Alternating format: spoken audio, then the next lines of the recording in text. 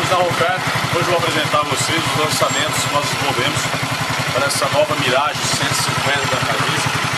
Temos diversos acessórios, entre eles, já equipado nessa moto, guidão reto com taças 12 centímetros, jogo completo de farol de milha que vai com o par de suporte, com abas, protetor de motor. Nós temos um outro modelo também que é o modelo R, mas esse daqui é o modelo White Style, bem tradicional já na nossa linha Scorpion. E o escapamento. O escapamento, esse é o modelo Scorpion.